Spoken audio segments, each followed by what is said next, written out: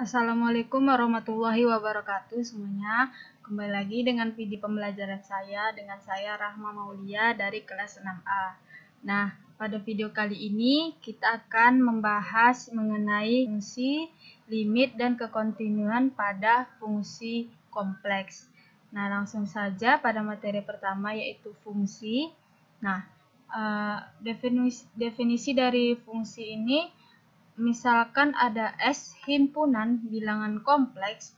Nah, fungsi kompleks f pada S adalah aturan yang mengawankan atau memetakan setiap Z ke dalam S dengan bilangan kompleks W.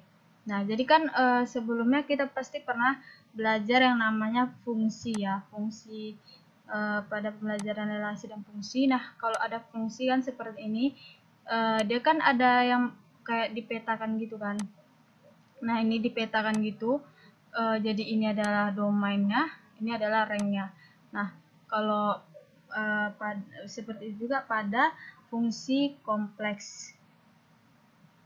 Nah, dia dapat dinotasikan dengan W sama dengan Fz, di mana W ini disebut dengan nilai daripada F ketika Z, dan S merupakan domain yang merupakan F terdefinisi. Jadi agar F ini terdefinisi, fungsi ini terdefinisi, jadi harus ada S atau domain yang membuat F ini dapat terdefinisi.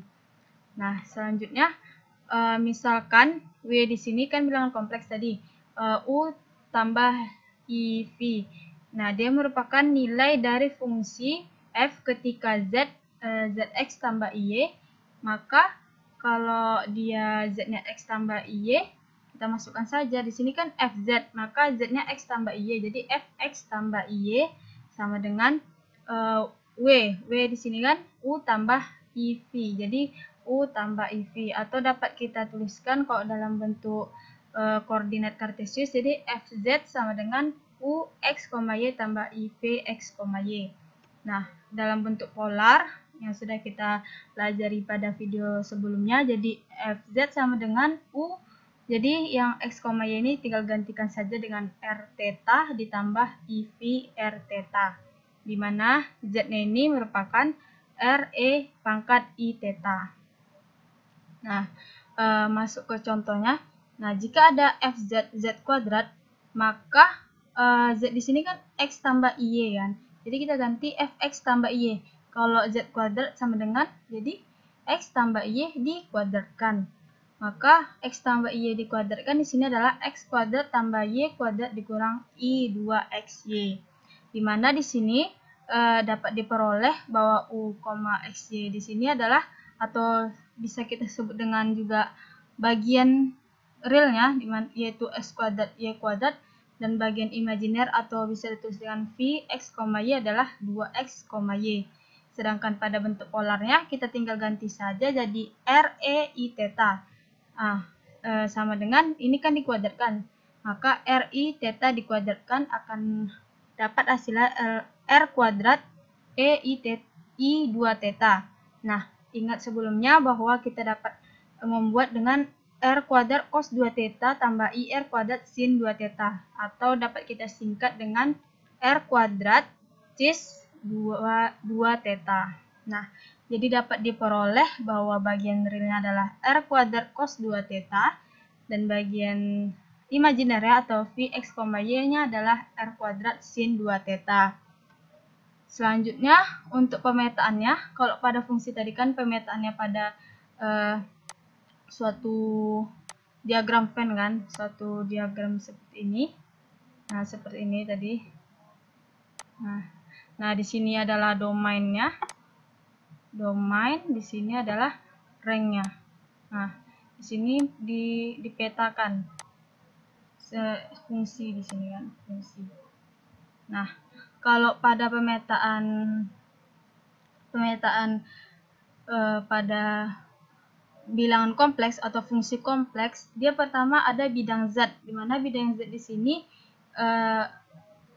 seperti bidang kartesius, jadi ada bagian real Z dan imajiner Z, dipetakan kepada W, bidang W. Jadi W-nya itu menjadi W sama dengan Fz. Jadi seperti ini ketika digambarkan pemetaannya. Nah, untuk lebih jelasnya kita masuk ke contohnya. untuk contohnya di sini, buatlah grafik pemetaan fungsi kompleks fz sama dengan z tambah 1. Nah, untuk membuatnya kita misalkan dulu. Misalkan dulu x sama dengan 2 dan y sama dengan 1. Nah, kita mencari domain dan rangnya. Pertama cari domainnya dulu, yaitu z. Z ini kan domainnya adalah z sama dengan seperti biasa, z itu adalah x tambah y.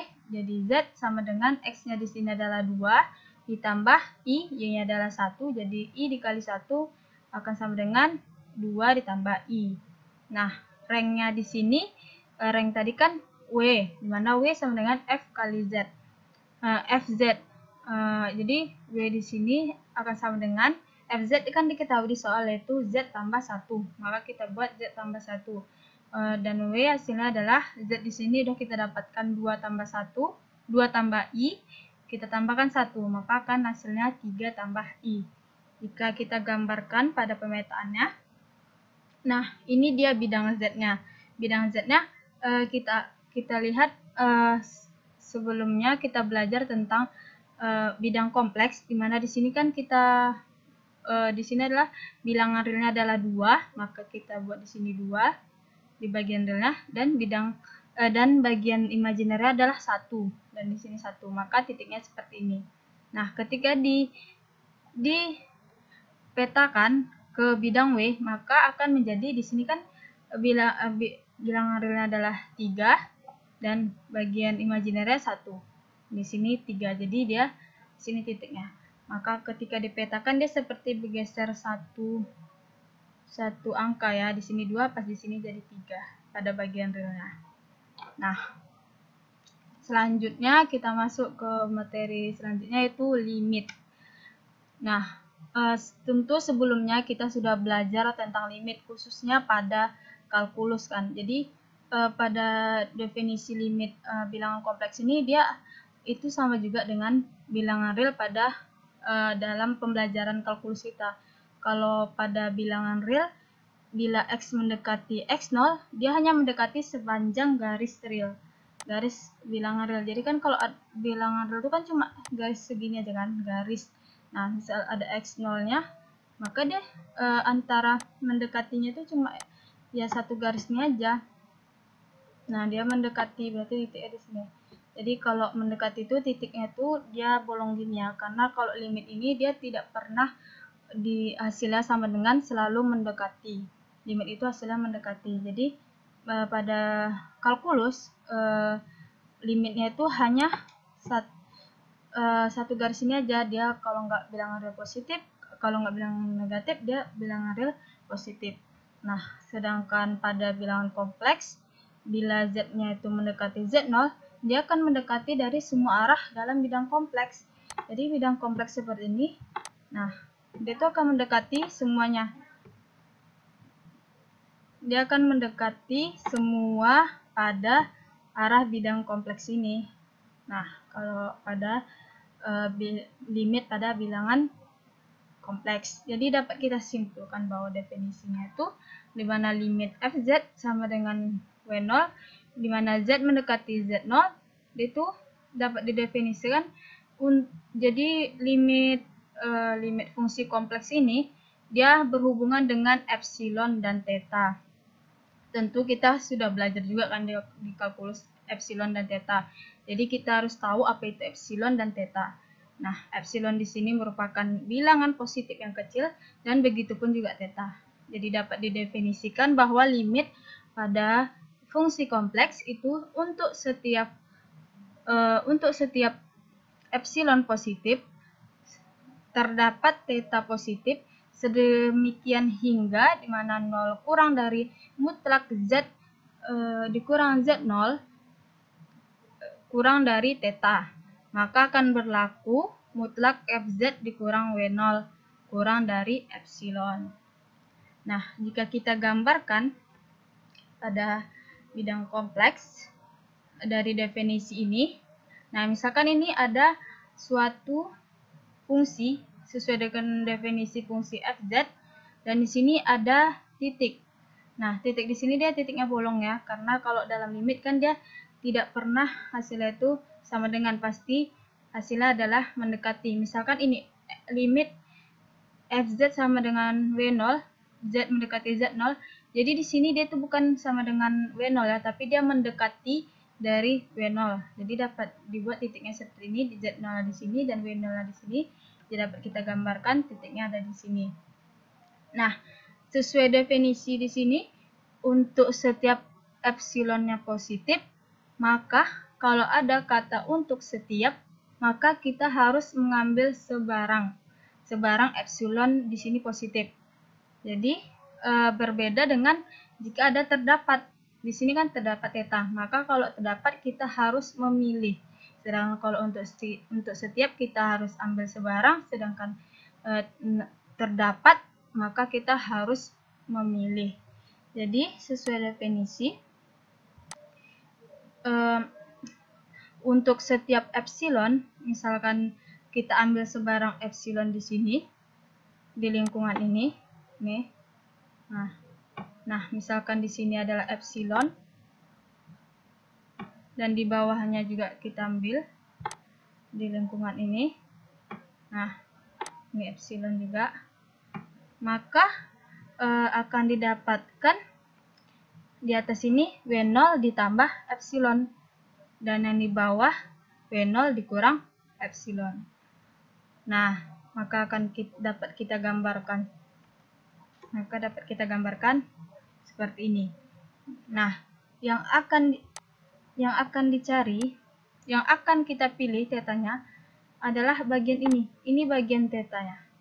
Nah, kita cari bagian theta ini, kita memilih bagian theta ini melalui lingkungan yang sudah kita lingkungan W0 tambah epsilon sampai W0 kurang epsilon, melalui lingkungan W0 tambah epsilon sampai W0 dikurang epsilon. Nah, kita cari melalui ini agar kita dapat theta pada daerah ini. Jadi kalau kita membuktikan suatu limit, kalau dia di luar dari daerah ini, maka kita salah membuktikannya. Jadi kita harus memilih theta yang tepat, theta yang tepat dari lingkungan ini, dari lingkungan yang sudah kita buat ini. Nah, langsung saja pada contohnya.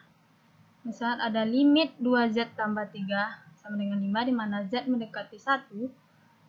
Kita akan membuktikan apakah benar limit 2z tambah 3 sama dengan 5 itu di mana z mendekati 1.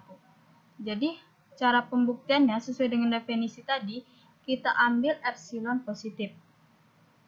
Nah, yang kedua tadi kan terdapat theta positif, maka kita pilih theta. Nah, kita sebelum memilih theta ini, untuk dapat memilihnya dengan benar, maka kita harus membuat beberapa kriteria. Yang tadi sesuai definisi bahwa 0 kurang dari mutlak z dikurang z0 kurang dari theta. Nah, itu akan sama dengan juga 0 kurang dari mutlak z kurang 1. Di sini kan z0 adalah 1, kita ganti saja jadi 1, dia kurang dari theta. Nah, maka untuk mencari fz, mutlak fz dikurang w0 akan sama dengan di mana fz-nya adalah 2z tambah 3, w0-nya adalah 5. Ingat tadi sesuai notasi fz sama dengan w atau w sama dengan fz. Jadi fz-nya ini, w-nya ini. Jadi 2z tambah 3 dikurang 5. Nah, kita tinggal kurangkan saja. 2z tambah 3 kurang 5 adalah min 2. Selanjutnya kita harus mencari theta kan. Jadi kita bertumpuan untuk mencari theta dengan modal ini. Nah, kita bisa rubah ini 2z dikurang 2 ini menjadi 2 dikali z kurang 1, kan sama saja hasilnya sama yang di atas. Nah, kita keluarkan 2-nya dari mutlak, maka kita dapatkan 2 mutlak z kurang 1. Jadi di sini dari modal kan ini sama nih, z kurang 1, di mana z kurang 1 kurang dari theta, maka ini akan menjadi 2 kurang dari 2 theta. Ini kan z kurang 1 kurang dari theta. Kalau ada 2 berarti 2 kurang dari 2 theta. Nah, Z kurang 1 kurang dari theta. Kalau 2 Z kurang 1 maka kurang dari 2 theta. Nah, selanjutnya kita mencari tetanya ini berapa hasilnya. Tetanya ini berapa hasilnya yang epsilon. Tentu saja kita kali dengan epsilon per 2. Jadi kita dapatkan bahwa tetanya adalah epsilon per 2. Jadi kita harus mencari suatu bilangan theta ini berapa supaya hasilnya epsilon. Nah, maka tentu saja 2 ini kita kalikan dengan epsilon per 2. Nah, jadi kita dapatkan tetanya adalah epsilon per 2.